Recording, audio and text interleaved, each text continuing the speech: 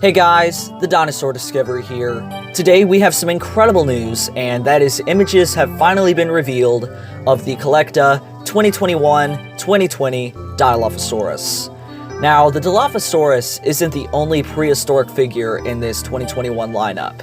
There are in fact some other creatures that look somewhat decent, and if you want to see a full review of the full lineup, then I recommend you watch my friend Sketchy's video, which I will provide a link in the description to if you want to check that out. But my main focus for today's video is this new Dilophosaurus figure, because I don't really care about some of the other figures that have been released. I just like this Dilophosaurus. I just want to talk about it, if I'm being brutally honest. And this Dilophosaurus looks so incredible, and I just love it. Now, I was really worried that this figure would look really ugly. Now, if you guys don't know, the Dilophosaurus did in fact get a new reconstruction this year, making the crest much larger and the skull a lot shorter.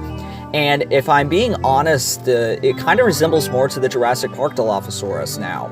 But either way, it got a makeover, and some people have drawn and designed this animal to look pretty ugly in my opinion. And to get this out of the way, I do not like that puppet that was made by Brian Ing. I just don't like it. I'm not saying it's inaccurate by any means, don't get confused by that. And if the animal truly looked like that, I would still love the Dilophosaurus, because it's the Dilophosaurus. I love it. But yeah, I think the puppet was the way they designed it. It just wasn't my style. I just didn't care for it. I think that Brian Ing did an incredible job. It had some very good detail on it. It looked pretty cool. It was definitely an interesting design, but I just don't really like the way it looks. In my opinion, the puppet that was made just looks a bit unnatural, and its skin looks like it's made out of bark. Now, I am a massive fan of Brian Ing. He is an incredible person and an incredible artist, but I just didn't like this one. It didn't really do it for me. And please don't get mad at me in the comments. This is just my opinion. It doesn't affect you in any way. I'm not saying it's inaccurate. It's just, this is just what an artist thinks it looked like, because at the end of the day, there is only one way this animal looked, and unfortunately, we may never know what it truly looked like, no matter how much our technology advances. We just have fossils, and we don't know what its skin or its muscles exactly looked like, and this is just some paleo artist's idea of what the skin may have looked like on the animal. So anyways guys, this figure just looks really good. I think CollectA has done a really good job. Again, this may not be the most accurate representation either. Again, this is just what people think it may have looked like. Because again, we just have fossils. We don't really exactly have skin imprints or anything. But this Dilophosaurus just looks really good. I don't think the sculpt looks unnatural. I think it does suffer a little bit from looking a bit unreal. It kind of looks like it's made out of clay in a way.